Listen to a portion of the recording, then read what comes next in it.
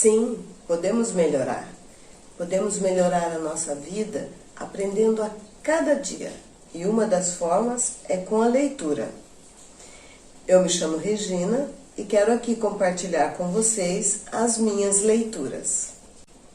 O livro de hoje, O Poder do Agora, de Eckhart Tolle. Você está aqui para possibilitar que o propósito divino do universo se revele. Veja como você é importante. Eckhart Tolle.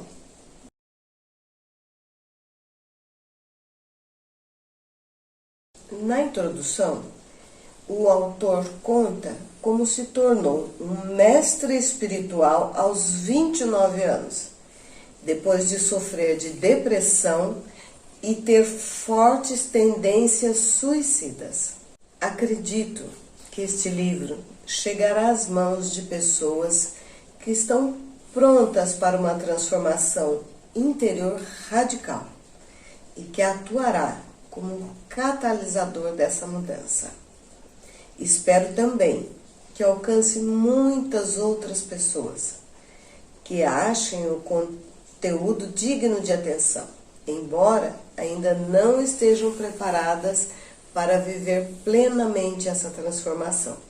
Talvez mais tarde, a semente plantada com esta leitura se junte à semente da iluminação que cada ser humano traz dentro de si e acabe germinando e florescendo dentro delas.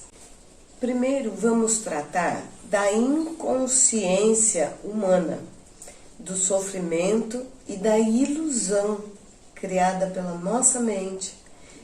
Vou lhe ensinar a reconhecer o que é falso em você e mostrar como a identificação com esse falso eu interior só pode trazer medo e infelicidade. O próximo passo é se libertar da escravidão da sua mente e entrar no estado iluminado de inconsciência e manter esse estado na sua vida cotidiana. Essa profunda transformação da consciência não é uma possibilidade distante no futuro. Ela está disponível agora, não importa quem você seja e onde quer que esteja.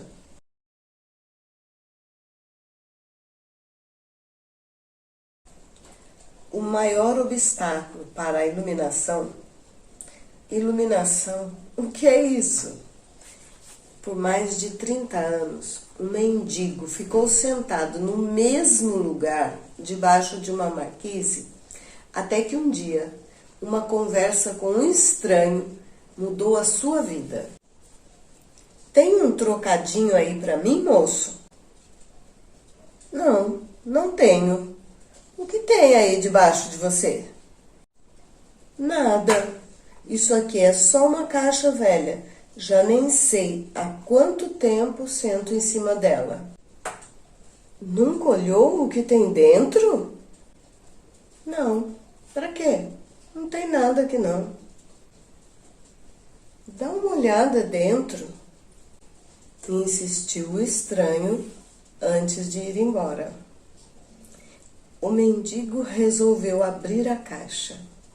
Teve que fazer força para levantar a tampa.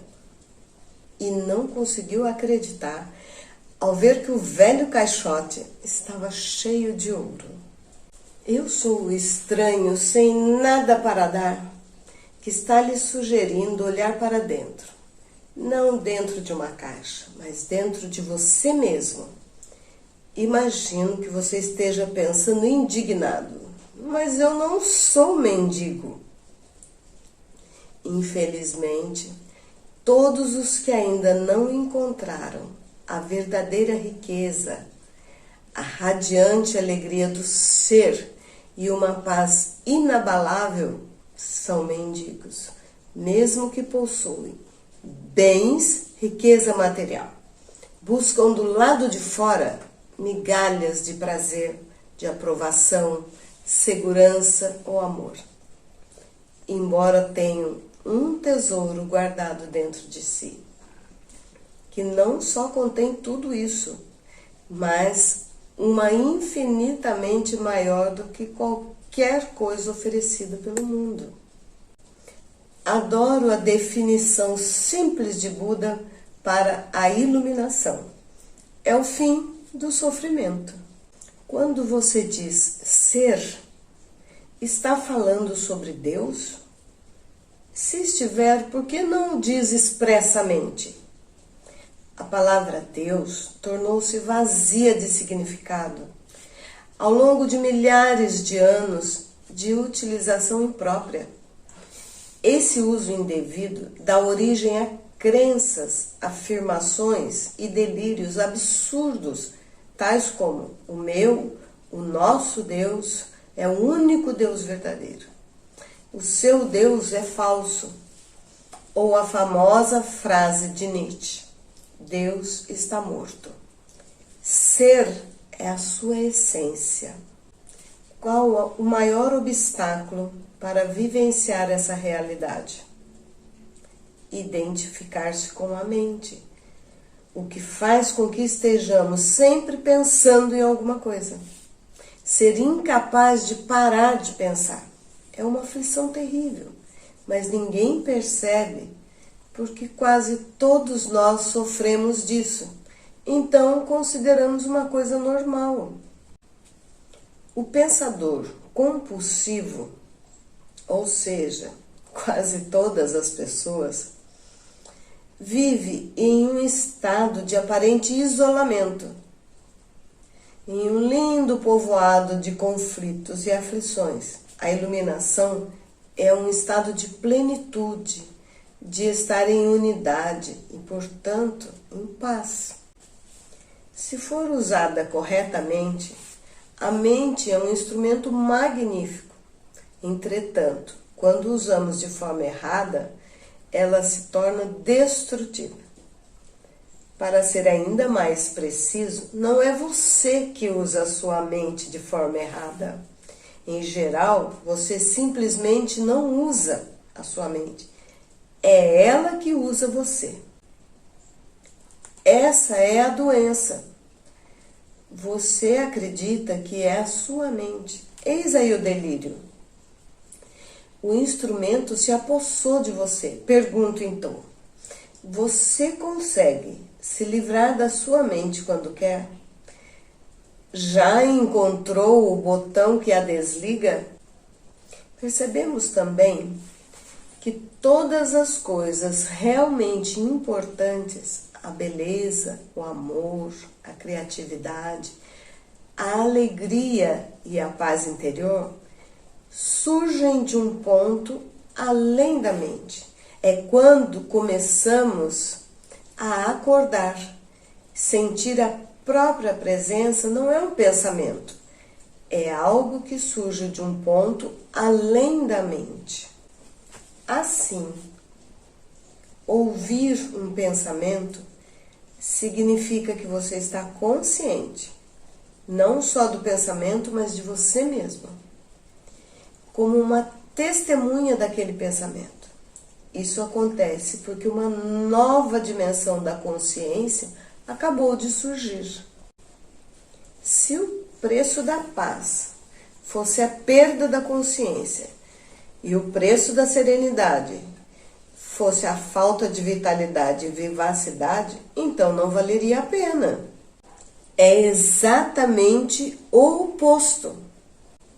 Nesse estado de conexão interior, ficamos muito mais alertas. Estamos presentes por inteiro.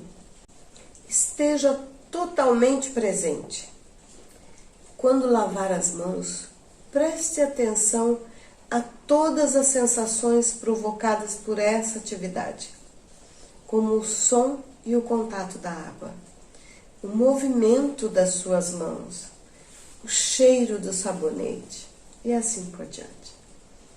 Quando entrar em seu carro, pare por alguns segundos depois de fechar a porta e observe o fluxo da sua respiração.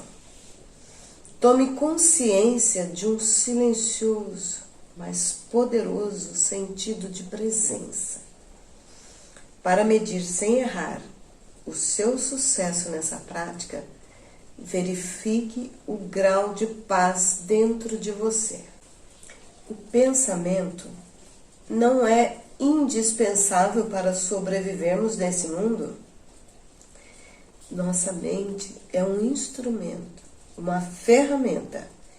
Está ali para ser usada em uma tarefa específica e depois ser deixada de lado. Sendo assim, eu poderia falar que 80 a 90% dos pensamentos não só são repetitivos e inúteis, mas por conta de uma natureza frequentemente negativa, são até nocivos. Por que temos de ser viciados em pensar? O ego está sempre preocupado em manter vivo o passado, porque pensa que sem ele não seríamos ninguém.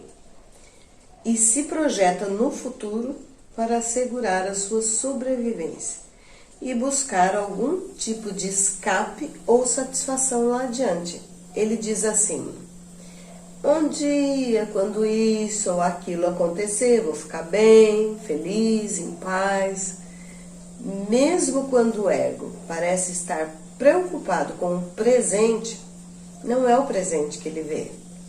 Ele constrói uma imagem distorcida a partir do passado. No momento presente, tenha a chave da libertação, mas não conseguirá percebê-lo enquanto você for a sua mente. O pensamento não consegue existir sem a consciência, mas a consciência não necessita do pensamento. De mente vazia é a consciência sem o pensamento. Quando a mente se relaciona com o corpo, transforma-se na mais maravilhosa das ferramentas. Serve então a alguma coisa maior do que ela mesma. A emoção nasce no lugar onde o corpo e a mente se encontram. É a reação do corpo à nossa mente. Podemos dizer que é um reflexo da mente no nosso corpo. As pesquisas têm demonstrado que as emoções fortes causam até mesmo mudanças na bioquímica do corpo. Em geral, não temos consciência de todos os nossos padrões de pensamento.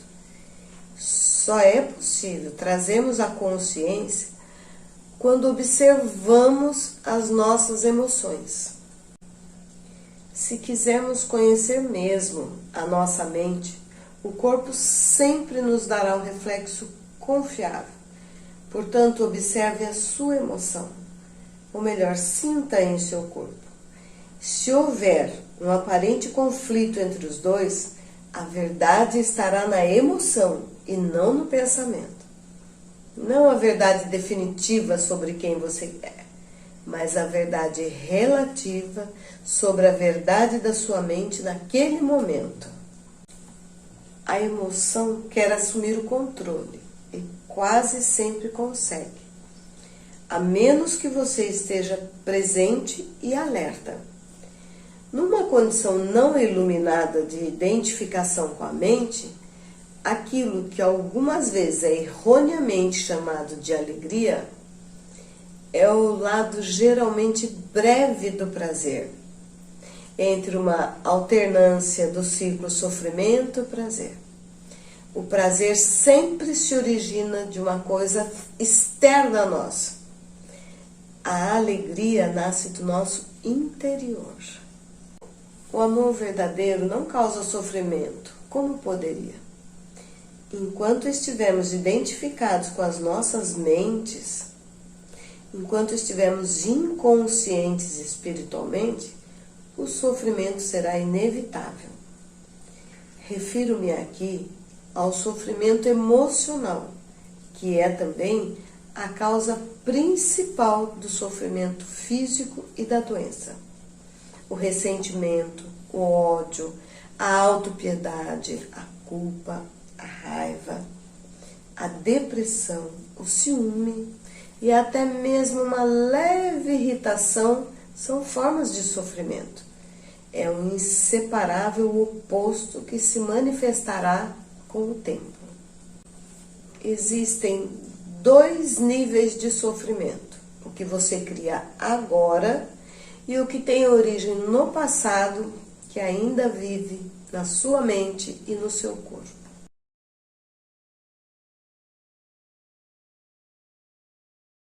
A maior parte do sofrimento humano é desnecessária. Faça do agora o foco principal da sua vida. Diga sempre sim ao momento atual. O que poderia ser mais insensato do que se opor à própria vida, que é agora e sempre agora? Renda-se ao que é. Diga sim para a vida e veja como, de repente, a vida começa a trabalhar mais a seu favor em vez de contra você. Quando o sofrimento nos domina, faz com que desejemos ter mais sofrimento. Passamos a ser vítimas ou perpetradores. Queremos nos infligir sofrimento. Na verdade, não há muita diferença entre os dois. É claro que não temos consciência disso e afirmamos que não queremos sofrer.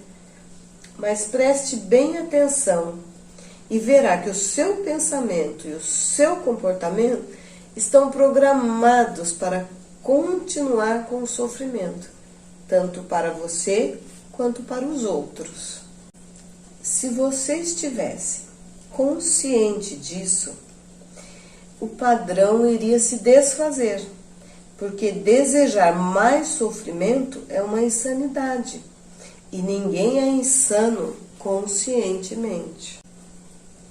A inconsciência cria o sofrimento. A consciência transforma o sofrimento nela mesma. São Paulo expressa esse princípio assim: tudo é revelado ao ser exposto à luz, e o que for exposto à própria luz se torna luz. Concentre a atenção no sentimento dentro de você. Reconheça que é o sofrimento. Aceite que ele esteja ali. Não pense a respeito. Não permita que o sentimento se transforme em pensamento. Não julgue nem analise.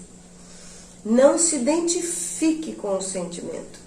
Esteja presente e observe o que está acontecendo dentro de você. Perceba não só o sofrimento emocional, mas também a presença de alguém que observa. O observador silencioso. Esse é o poder do agora. O poder da própria presença consciente. Veja então o que acontece. Construímos um eu interior infeliz por conta do nosso sofrimento. E acreditamos que somos essa facção fabricada pela mente. Observe o seu apego ao sofrimento. Esteja muito alerta. Observe como é estranho ter prazer em ser infeliz. Observe a compulsão de falar ou pensar a respeito. A resistência deixará de existir se você tornar consciente. A doença psicológica do medo não está presa a qualquer perigo imediato, concreto, verdadeiro. Manifesta-se de várias formas, como agitação, preocupação, ansiedade, nervosismo, tensão, pavor, fobia, etc. Esse tipo de medo psicológico é sempre de alguma coisa que poderá acontecer, não de alguma coisa que está acontecendo neste momento. Você está aqui e agora, ao passo que a sua mente está no futuro. essa situação cria um espaço de angústia. Que mensagem o corpo está recebendo permanentemente? O falso eu interior construído pela mente. Perigo! Estou sob ameaça. E qual é a reação gerada? Medo, é claro. O medo parece ter várias causas.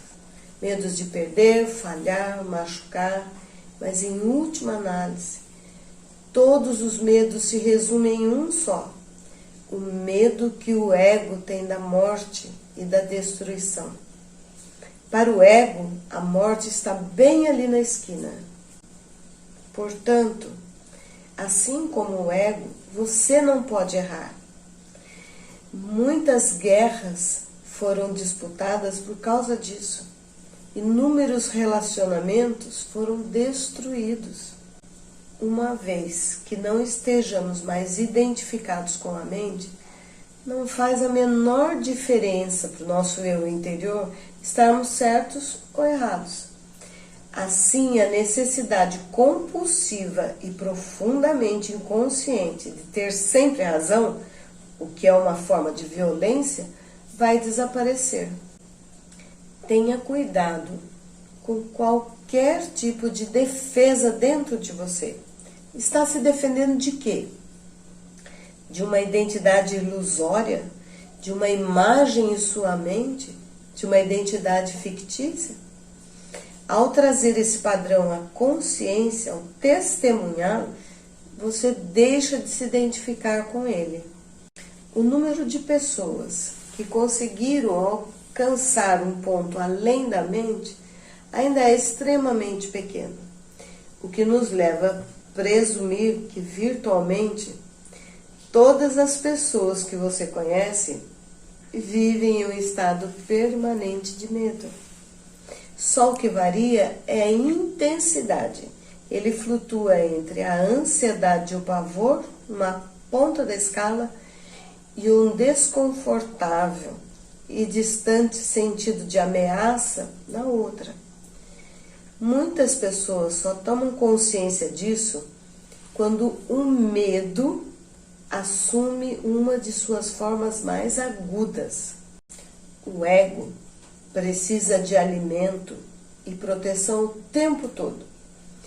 Tem necessidade de se identificar com coisas externas, como propriedades, status social, trabalho, educação, aparência física, habilidades especiais, relacionamentos, história pessoal e familiar, ideais políticos e crenças religiosas.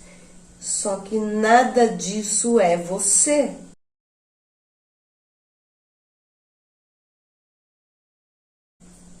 Quando estamos presentes, podemos permitir que a mente seja como é, sem nos deixar enredar por ela.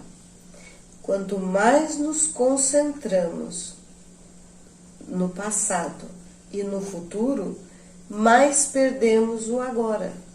Coisa mais importante que existe. A única coisa que existe. É tudo o que existe. A vida é agora. O que consideramos como passado é um traço da memória armazenado na mente de um agora anterior. Quando lembramos o passado, reativamos um traço da memória e fazemos isso agora. O futuro é um agora imaginado, uma projeção da mente. Quando o futuro acontece, acontece como sendo agora.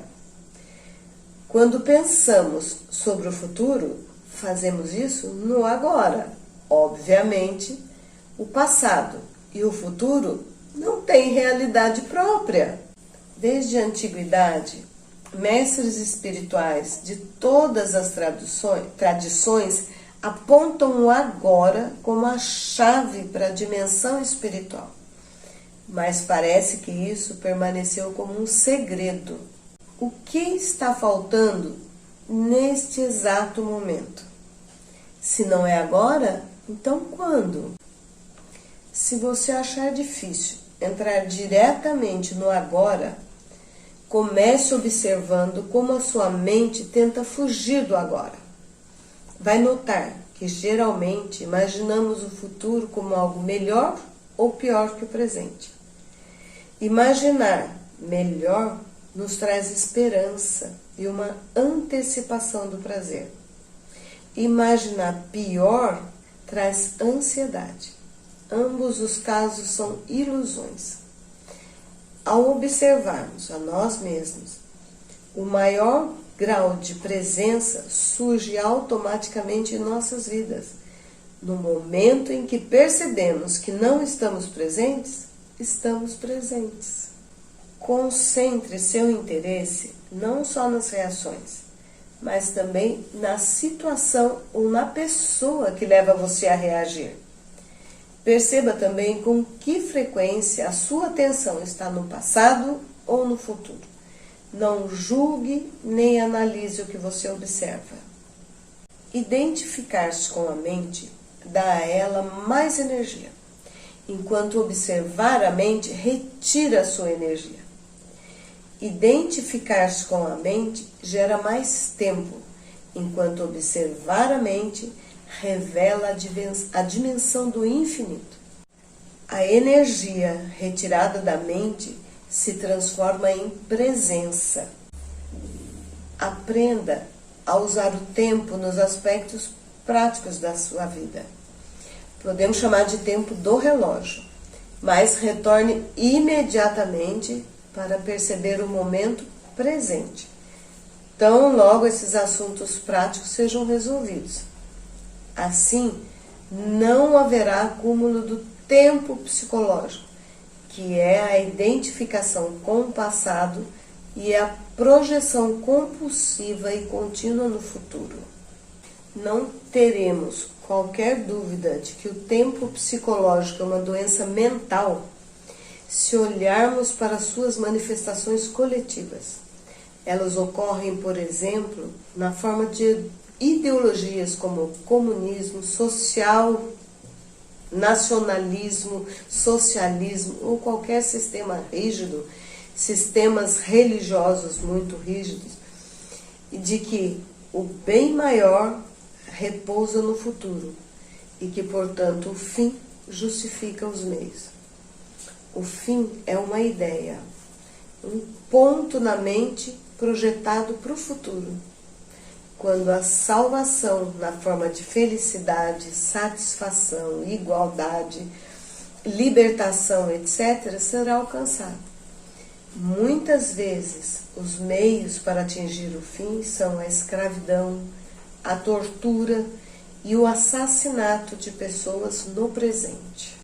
Por exemplo, estima-se que cerca de 50 milhões de pessoas foram assassinadas para promover a causa do comunismo, para ser feliz na China, na Rússia e em outros países. Esse é um exemplo terrível de como a crença em um paraíso no futuro cria um inferno no presente. Resta alguma dúvida de que o tempo psicológico é uma doença mental séria e perigosa? Muitos acham difícil acreditar na possibilidade de existir um estado de consciência absolutamente livre de toda negatividade. Até o momento, esse é o estado de liberdade para o qual apontam todos os ensinamentos espirituais. É a promessa da salvação, não em um futuro ilusório, mas bem aqui e agora. Muito obrigada. Até a próxima segunda-feira, às 21 horas. Ótima semana para todos e gratidão.